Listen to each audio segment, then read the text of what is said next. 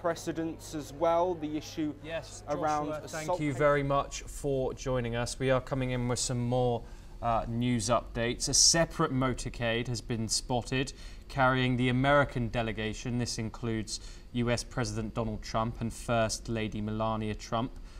They leave the Vatican. There has obviously been talks announced between President Zelensky, the President of Ukraine, and Donald Trump later on today, and so we will keep you updated with everything that goes on in terms of those talks. Meanwhile, we are joined by Savio Rodriguez, founder, editor-in-chief of the Goa Chronicle. Thank you very much, Savio, for joining us. We were just speaking as we're looking at the visuals of the streets of Rome, thousands of people there today. You were previously speaking about the character of Pope Francis. What more can you tell us? 250,000 people have been there today, the Pope has said, including monarchs, world leaders from every single corner of the globe, regardless of political ideology or even religion in some circumstances. What does this tell us about the kind of character that Pope Francis was? Pope Francis, in my humble understanding, was living the life of the Bible. Now, in the Bible, there's a beautiful section which is termed as the Beatitudes, and in the Beatitudes, there's a particular verse that talks about Christians being called to be peacemakers. Blessed are the peacemakers. And that's exactly what Pope Francis was all about. He was a peacemaker.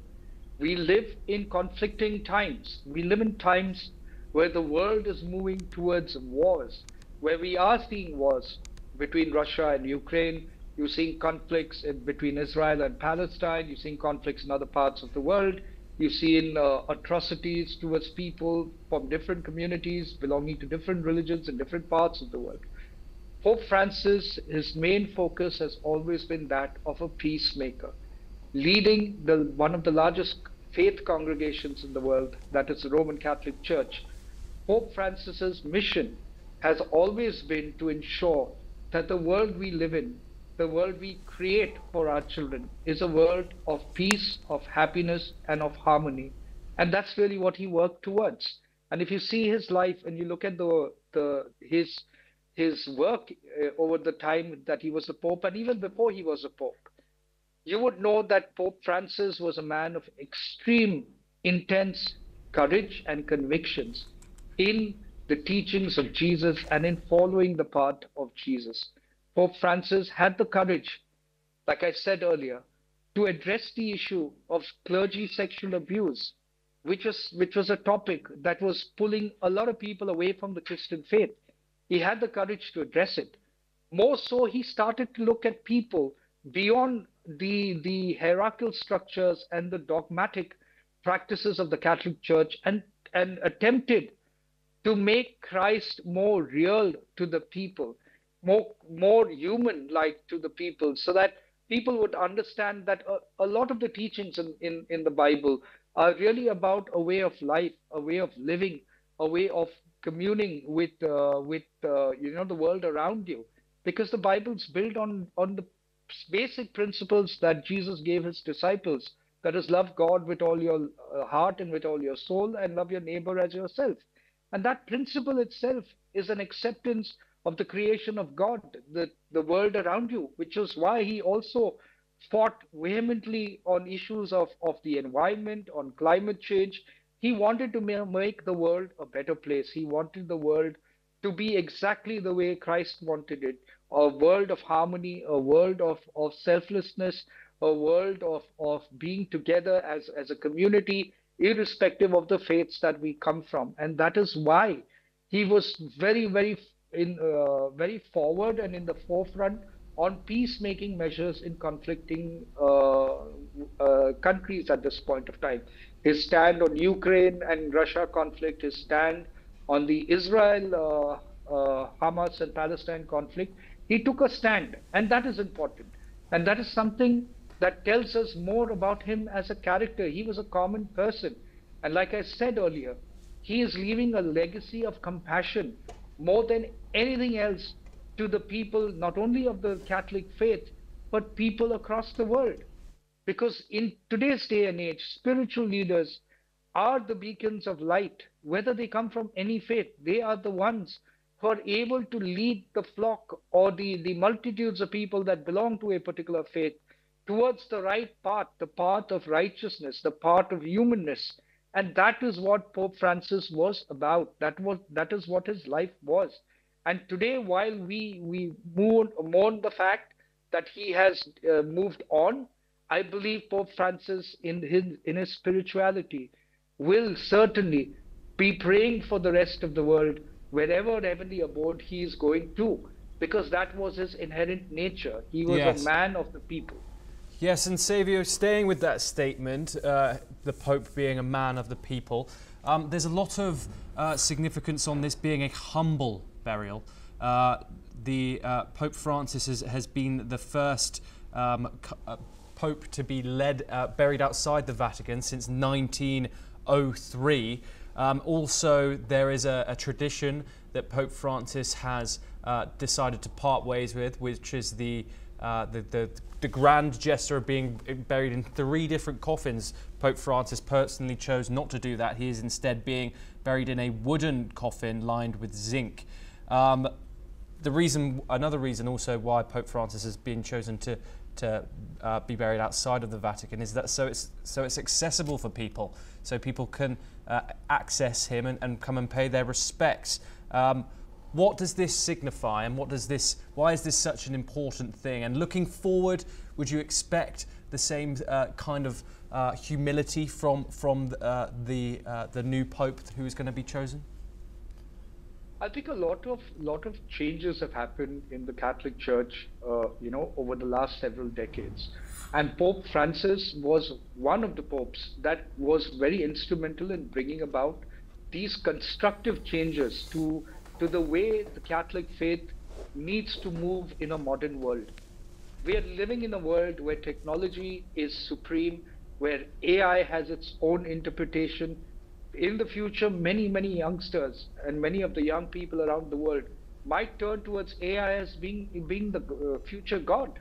And that is where Pope Francis's humility, Pope Francis's his ability to resonate with the young youth, with women, with people who are vulnerable, allows for us to understand that there is something beyond technology.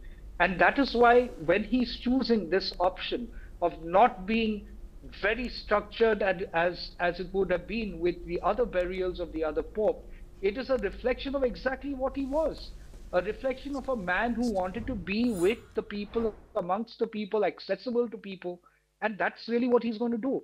Because at the end of the day, I believe Pope Francis's his tenures in the last couple of years that he's been blessed to be the Pope has been a turning point of the Catholic faith and a turning point of the Catholic Church's steps as far as modernity is concerned, as in moving with the world is concerned. And that prime reason is that he understood the basic teachings of the Bible was not about the institutional structures of the Catholic Church, but to take the Bible and its teaching and its meaning at the common man's level, at the common woman's level. And that is why he selected Saint Francis of Assisi, and that is why he took that name, Francis, because Saint Francis of Assisi was a leader of the Catholic Church who led his life and his order with simplicity. He understood the teachings at a time when the Catholic Church was very structured, institutionalized, more functioning like a government rather than a religious organization. He brought about a constructive change which came at that point of time to the Pope, and he understood what Saint Francis was doing, and it's the same thing that Pope Francis is doing and has done. I believe Pope Francis, many people will grow to Pope Francis and continue to pay their respects and pray to him that humility, that wisdom that ability to discern what is necessary of a Christian, what is necessary of a human, would actually be bestowed upon them, because he was a man of simplicity, a man of humility, but most of all, a man who believed vehemently in the teachings of Jesus, which sometimes some members of the Catholic Church forget. Yes, as we can see now, the coffin of Pope Francis is passing the Colosseum, one of the 7 wonders of the world, the ancient Roman Colosseum there. I want to talk about, Silvio, are you still there? I am. I want to talk about the backdrop of this. Obviously, this is a momentous day for the Catholic community and mourning the death of Pope Francis. But in the backdrop of this is the fact that President Donald Trump, the United States, and President Zelensky have held a meeting in the St. Peter's Basilica. Obviously, Pope Francis was not quiet in his political views. He spoke out in favor of Ukraine, as well as speaking out for the for migrants' rights. What do you think about these high-profile foreign dignitaries coming to an event like this and making a political, having this event and having it move forward political developments? I think most of the leaders that are attending the last rites of Pope Francis are coming to the occasion to pay their last respects to him. But however, since they are political leaders, there's always going to be a political conversation that's going to transpire between the political leaders. So I'm not surprised that Trump and Zelensky have met. The Russia-Ukraine crisis is a crisis that needs to be addressed. Pope Francis, in his wisdom, always wanted to avoid conflicts, always wanted to resolve conflicts, and that is why he had very, very strong views on conflict and conflicting nations. And keeping that in mind, what we must understand and what Pope Francis was actually trying to tell the world, and I hope that at some point of time the people and the political leaders around the world understand that while protecting your territorial rights, while protecting the integrity and